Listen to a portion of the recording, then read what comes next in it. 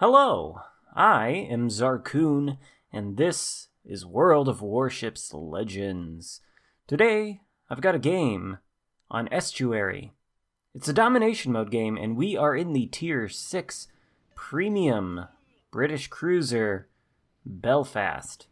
Now, this game is not going to be a super high damage game, but it is going to be a very high XP game. We're going to break 3,000 base XP, which in my opinion is an indicator of a very well played game. In fact, I think your base XP score is much more of a better indicator than the total of raw damage that you've done by the end of the game. And if you want sort of a loose standard on how to determine whether the game you played based on your XP has been a good one or a poor one, I think so long as you achieve a victory, then the following standard seems pretty reasonable to me. If you got a victory and you've done under 1,000 base XP, then probably pretty bad game. If you've done over 1,000 base XP, then you could say that it's decent or okay. Once you get close to 2,000 base XP on a victory, then you're into the pretty good or good territory.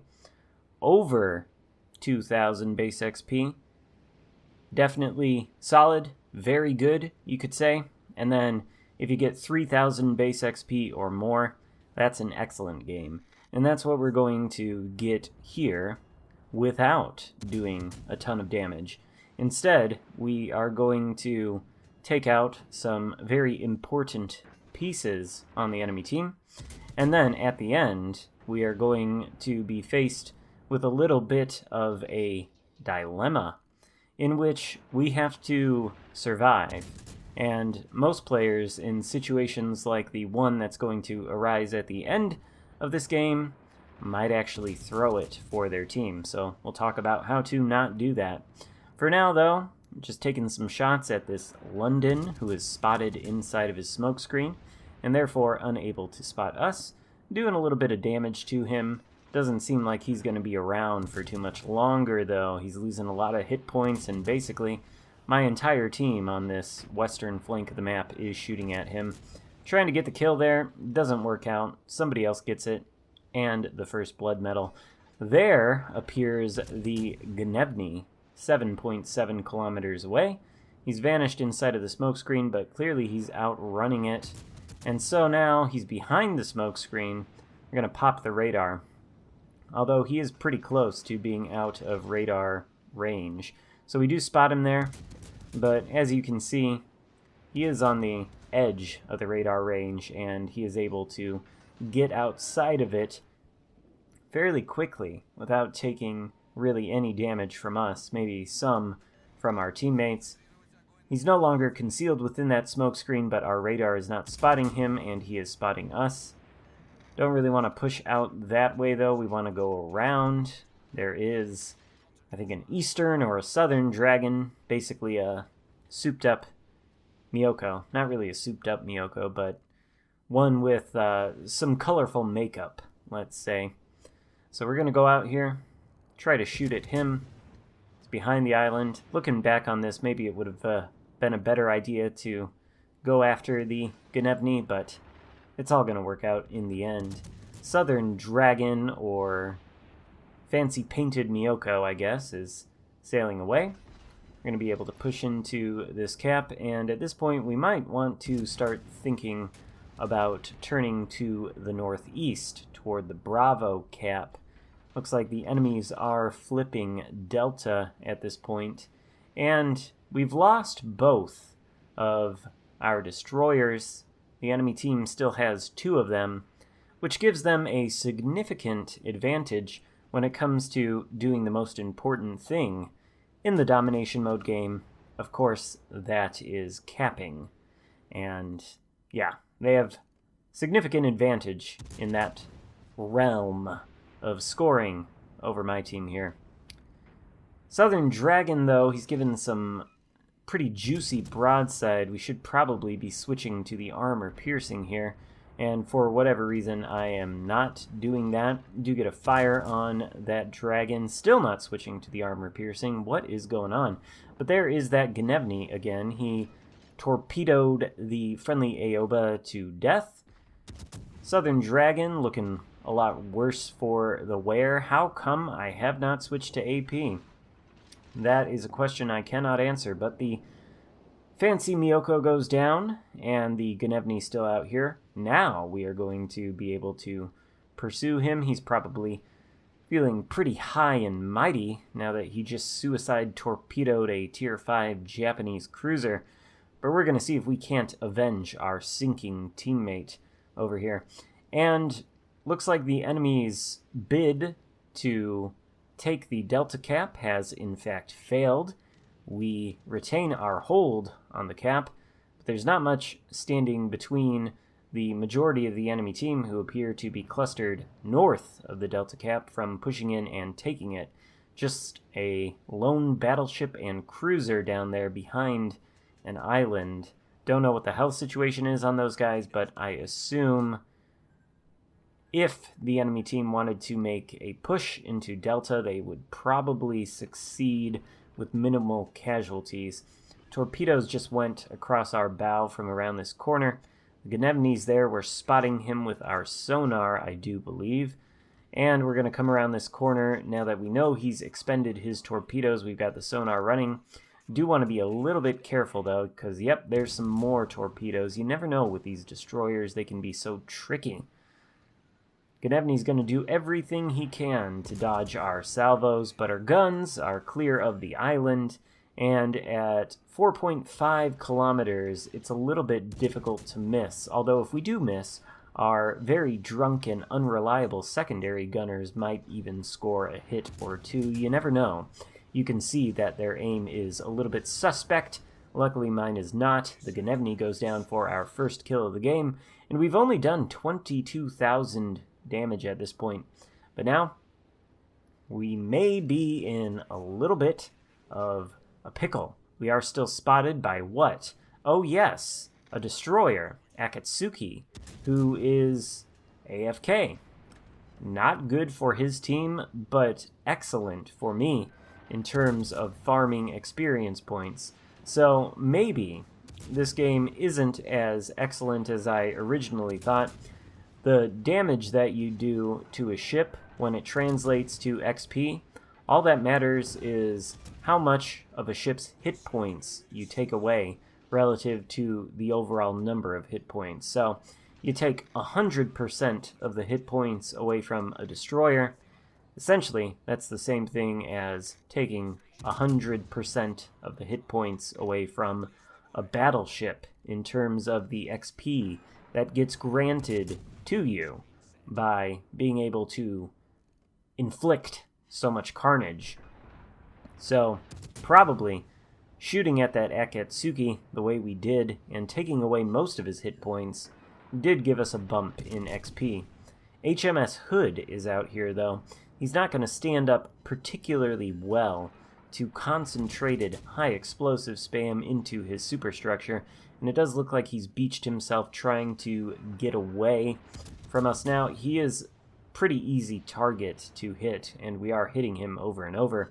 We light another fire there. I think he put our first one out by using his damage control, which means this one is probably going to stick for a while.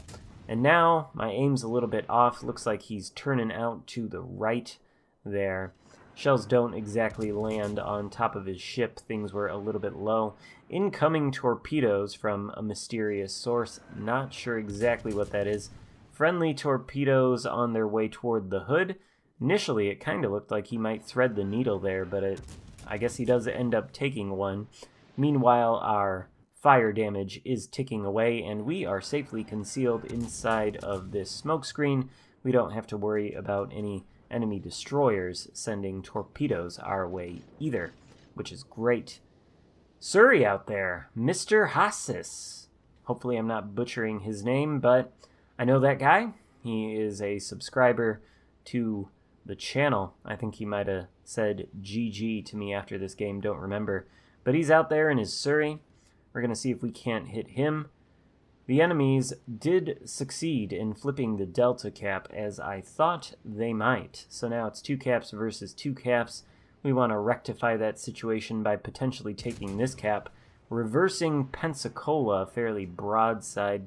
He's going to shoot at us with his armor piercing, and he is going to be able to do significant amounts of damage with that AP if we let him. But of course we fire faster than he does, so we can out DPM him. We just need to be careful here. There are only 2 blue ships left, and I am one of them, versus 3 cruisers. So this game could go either way. These enemies kill us, they're going to win. But we do have a significant points lead thanks to our control of cap circles. We were at one time during this game holding 3 out of the 4, which allowed us to build a significant points lead, and we're going to be able to rest on our laurels there and win the game so long as we don't die, which is basically what I've decided to try to not do at this point. I realize we are ahead on points and we are winning, given broadside to a Dallas, which isn't great. He goes unspotted behind that island, and now I've been lit on fire, I think, by that Pensacola. Still spotted from the air by a plane, but we are able to go dark now. And we want to sail away from the Dallas and Pensacola. Right now, in the position we're in, inside of this Bravo cap, we are caught in potentially a bit of a crossfire should we be spotted. And we would like to secure this cap for our team, so we should be able to slow down here. I don't think the Pensacola is going to spot us over this island. No, he's not. And we are going to be able to shoot at him a little bit, thanks to our teammate, who you can see is trying to flip Delta and spotting the Pensacola for us. Unfortunately, the Pensacola takes him down, which means we're probably going to lose sight of him here any moment, and once again we are spotted by a plane, so we do want to throw up this smoke screen here. These guys, the Pensacola and Dallas, are not really in a position to rush us. They're too far away, so we should be able to take this cap circle by sitting inside of the smoke screen, which is going to be a good thing. And basically, well, the win is already secure as long as we don't die here, but we're just going to add some extra insurance onto that victorious policy if we flip this cap. Kind of worried about the Dallas. He could be out there somewhere. I think I used my radar to try to see if he was in range, but he is not. So now we're going to sail out, wary that the Dallas might be on that southern side of the map, and in fact he is. He spots us through the gap there momentarily, but then loses sight. Potentially incoming shots from the Pensacola. And now we know that the Dallas is to the south of us, and then the Pensacola is over there to the east. Again, we are kind of caught in a position where potentially we might be in a crossfire if we get spotted. Switching on the sonar, probably not close enough to the Dallas to detect him with the sonar, but kind of like an extra insurance policy. And our radar is about to come off cooldown here in a few seconds, which we might be able to use to get an idea of where the Dallas is, although we are spotted again, and it is by the Dallas, who I thought would be coming around that side of Alpha, but in fact he's doubled back, and he's come toward Bravo from the south, which is something I wasn't necessarily expecting. Caught by the Dallas and Pensacola right now, spotted. Both of them are shooting at me from different angles. And again, that Pensacola is out there to the east, so I am caught in a bit of a crossfire. He gets a nasty hit there with the armor piercing. Very difficult to angle against both of these guys. But the Dallas, he's given it all up. He realizes that I need to be sunk in order for his team to win. There we get the Confederate medal for the amount of damage we've inflicted to these guys. Not a lot of damage, high caliber too. 87,000. Definitely not breaking any records here, but the damage was done mostly against cruisers and destroyers, only one battleship, which is why we're getting these medals.